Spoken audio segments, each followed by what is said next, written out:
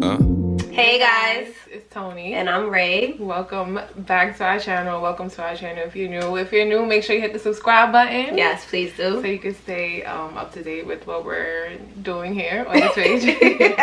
So if you saw the title of this video, then you know what we're doing. We're just basically gonna test the porosity of our hair and basically let you guys know how you can test the porosity of your hair, and we'll also tell you guys, like, based on what the hair does, like what that means for your hair as far as porosity.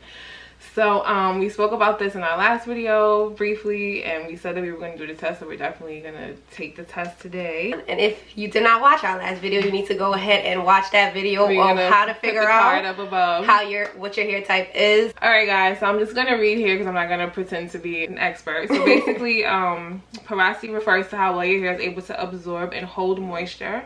It is affected by the flexible outer layer called the cuticle, which determines how easily moisture and oils pass in and out of your hair. For most, porosity is genetic, but it can also be affected by external factors such as exposure, heat treatments, and chemical processing. Knowing your hair's porosity can help you choose the right products to keep your hair well moisturized, supple, strong, and shiny. Alright, so we're gonna go ahead and start with low porosity hair. If you have low porosity hair, your hair has a tightly bound cuticle layer with overlapping scales that lay flat. This type of hair is usually considered healthy and it's often very shiny, especially when it's dark in color. Low porosity hair repels moisture when you try to wet it, and it's hard to process since it resists penetration of chemicals.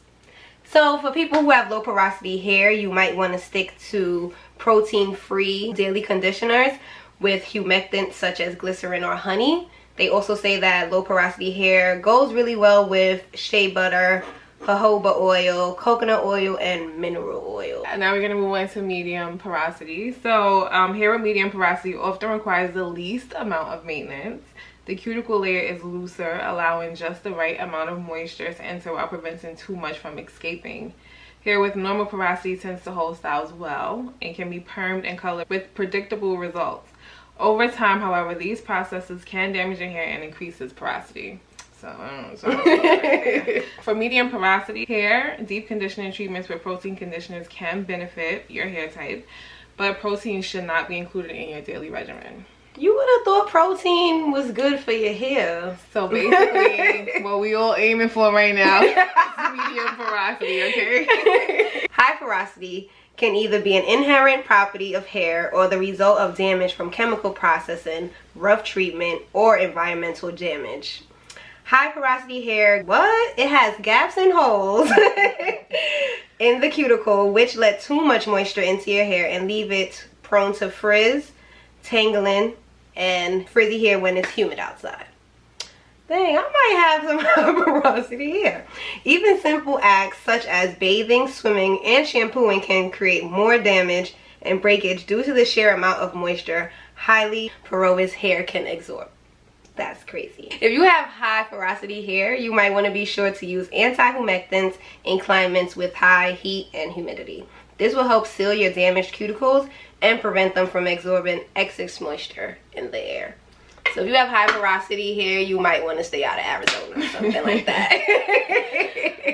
Alright, now to determine your hair porosity, which is low, medium, and high, there are two ways to do this. So there's the flow test and there's the slip and slide test. We're going to do the flow test today. So for the flow test, what we're going to do is we're going to take a couple of strands of our hair from a comb or brush, or just from running your fingers through it and it coming out, and we're going to drop those pieces of hair into a bowl of water that we have sitting here that you guys can't see yet. And we're going to let those strands of hair sit for 2 to 4 minutes. Now, if your hair floats, that means you have low porosity hair, which means it's hard for your hair to absorb water. Yikes. Now, if your hair sinks, you have high porosity hair, which means it's very easy for your hair to absorb moisture. And I believe that if the hair sits in the middle of the water, you have medium porosity hair, which means you have a normal porosity, you good. And you probably have a very healthy head of hair right now. So we're just going to go ahead and start the strand test. We do have one of our friends here who has a different texture hair from us.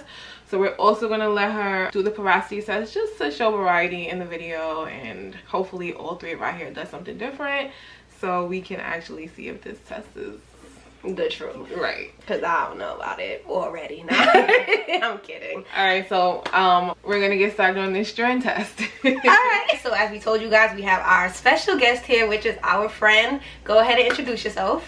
I'm Jessica. This is our friend Jessica. She's a bit shy. She's not used to being on camera like this, but we just decided to include her because she does have a different hair type from us.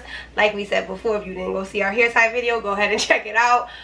She has like 3A, 3B or something like that. So we're just gonna see the difference between all of our hair. But I do want to point out that we could all still have low porosity hair, medium porosity hair, or high porosity hair. Like, just because we have different textures doesn't mean that our hair doesn't absorb moisture the same way.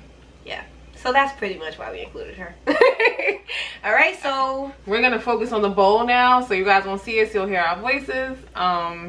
Who's gonna go first? I guess I'll just go first. I have my couple of strands here. You guys probably can't see them, but yeah, let's just see what happens. I'm gonna do 4 minutes and I'm starting it now. Still here waiting. Okay guys, so it's been 4 minutes and as you can see, my hair is still floating at the top. We'll talk about what that means for me later.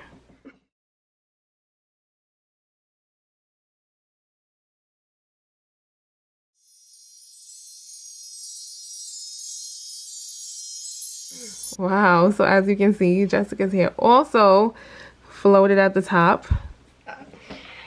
All right, Ray's hair is going in. Wish me luck.